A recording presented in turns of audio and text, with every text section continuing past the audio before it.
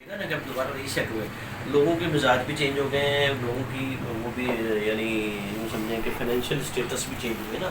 तो ये एडिशनल एक काम है, इसमें आपको कंफर्म नहीं होता कि आपको इसका रिस्पॉन्स अच्छा आएगा या नहीं आएगा। आपको पहले से तय करना होता है कि मैंने इतना बजट इसके लिए निकालना है, फिर आपके पास उसके लिए सफिशेंट स्टाफ होना चाहिए कि आपके पास जो इंक्वायरीज आ रही हैं वो मतलब उनको आप हैंडल कर पाएंगे नहीं कर पाएंगे।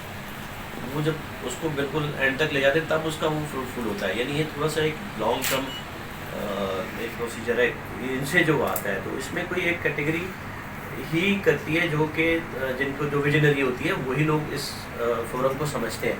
जो नहीं समझते वो बहुत अच्छा बड़ा काम करें, लेकिन वो नहीं समझते तो फिर वो उनको नहीं पता होता कि इसका क्या बेनिफिट है। FPCCI का मुझे कोई बहुत ज़्यादा बेनिफिट नज़र नहीं आया अब तक, मुझे पता है, मैं उसका चैम्बर का मेंबर भी हूँ। तो एक तो ये कि ग्रॉस रूट लेवल पे नहीं है। ग्रॉस रूट लेवल पे अगर हो तो लोगों की प्रॉब्लम्स को समझे। एक ख़ास लोग होते हैं वो अपनी चीज़ों को समझते हैं, जो उनके कंसर्न्स होते हैं वो उन्हीं को पे काम करते हैं, या जो उनके साथ रिलेट करता है या जो उनसे कंटेक्ट करता है तो वो उसको उसकी प्रॉब्लम तो शायद वो समझ लेते हैं, लेकिन बाकी जो रियल प्रॉब्लम जो उन तक जाता ही नहीं है उनको कोई फ़ायदा नहीं होता इसका। है फ़ायदा, बाकी तो इतना कोई बहुत ज़्यादा मुझे नहीं पता ही उनका पार्ट नजर आया। तो आपको कभी महसूस हुआ कि हाँ इनको करीब आना चाहिए, हमारे महसूस हमने होते देखे हैं? एक दफ़ा मैं एक एग्जीबिशन में, ये कोविड से पहले की बात कर रहा हूँ, हमने एक टाइटल ही लगाया था कि मेड इन पाकिस्तान। बिल्कुल।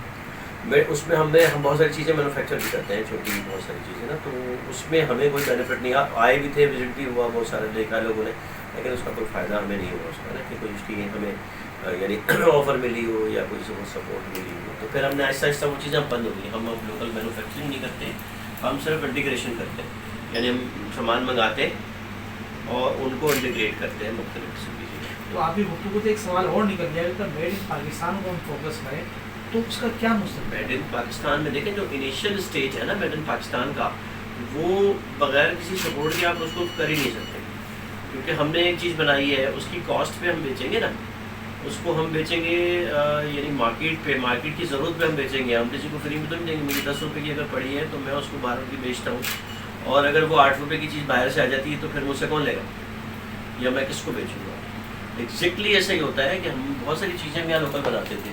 चाइना की से हमें नुकसान हुआ, चाइना से हमारी लोकल इंडस्ट्री टोटल बंद होगी। वही लोग जो काम कर रहे थे हमारे जैसे, जो यहाँ लोकल बना रहे थे, उन्होंने इम्पोर्ट शुरू कर दी। मतलब काम तो करना है ना कुछ आपने, तो वो ख़त्म करके वो जो एक नर्सरी थी कि आज हम एक छोटी चीज़ बना रहे हैं, छोटा पार्ट बना रहे हैं, हम कल को बड़ा बना लें, उससे बड़ा बना लें, उससे बड़ा, तो वो वहीं ख़त्म हो गया। अब आपके पास कुछ भी नहीं है, आप एक रेजिस्टेंस भी नहीं बना सकते। नुकसान क्या हुआ इसका? नुकसान है ना कि हमारे जो इस लेवल के लोग होते हैं वो बाहर चले जाते हैं, लोकल उनके पास काम ही नहीं है। एक बंदे ने पढ़ा है, ख़र्चा किया है, तो वो उसको जब यहाँ उस लेवल की जॉब डिज़ाइनिंग की और इस तरह की इंस्टॉलेशन और इस चीज़ों की मिलेगी तो वो यहाँ काम करेगा ना, डेफिनेटली बना वो बाहर चला जाता है। क्योंकि जब से ये इंटरनेट और ये जो राब्ते बहुत ज़्यादा इजी और आसान हुए हैं, तो लोगों को अब बाहर जाना कोई मुश्किल काम नहीं है। तो आप क्या समझते हैं कि मेड इन पाकिस्तान को फोकस करें तो आपकी नज़र में इसका क्या? उसके लिए थोड़ा ना लेंथी प्रोसेस है, उसमें नुकसान भी होगा, और वो बगैर सपोर्ट के, यानी जो गवर्नमेंट सपोर्ट करती है उसके लिए एक बजट देती है।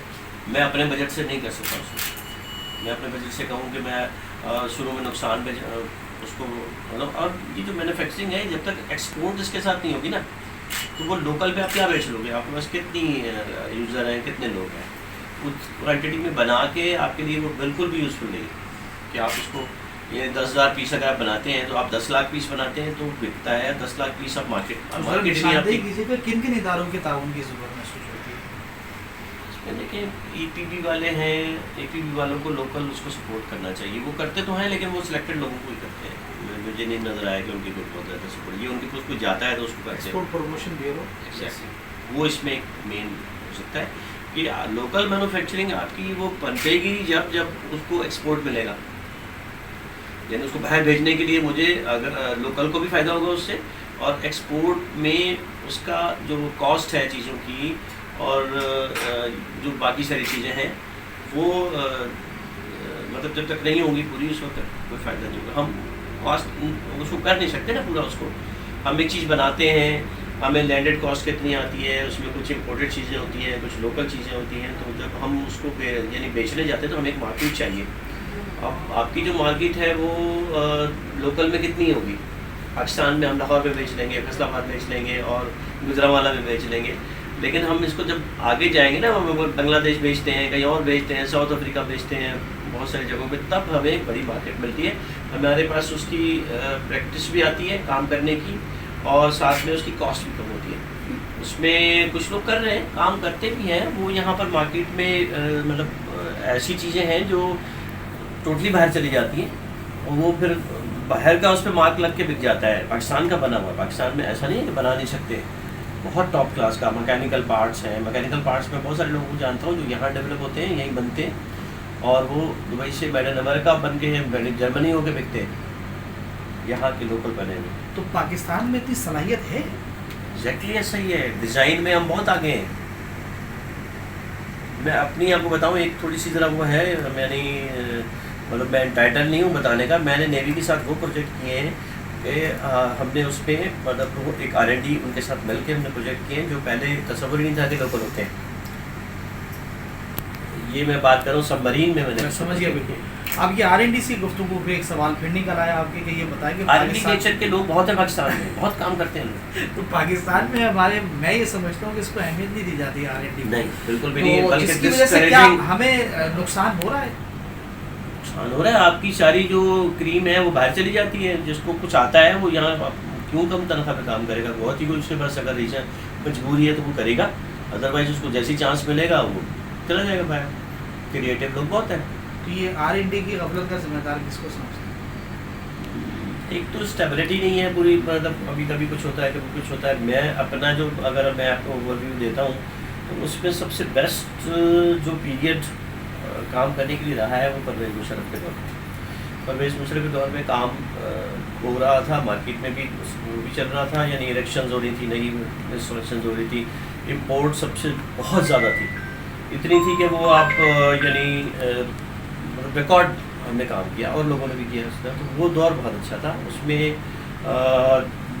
जो मॉनिटरिंग यानी आपके जो इदारे हैं वो कम थे, उनका इन्वॉल्व कम था उसके अंदर, मतलब 1 2 3 लोगों से आपने काम किया और काम हो गया, तो लोग बहुत ज़्यादा इन्वॉल्व उसमें यानी कंफर्टेबल थे काम करने में। हम कैसे करेंगे जब हमारे पास मार्केट होगी? मार्केट के लिए हमारे पास उसकी जो लैंडेड कॉस्ट है, जो मैन्युफैक्चरिंग कॉस्ट है, वो इतनी होगी कि हम बाहर बेच सकें, और उसके लिए टैक्सेशन और ये हमारे यहाँ तो बड़ा ये इम्पोर्ट को वो करते हैं, यानी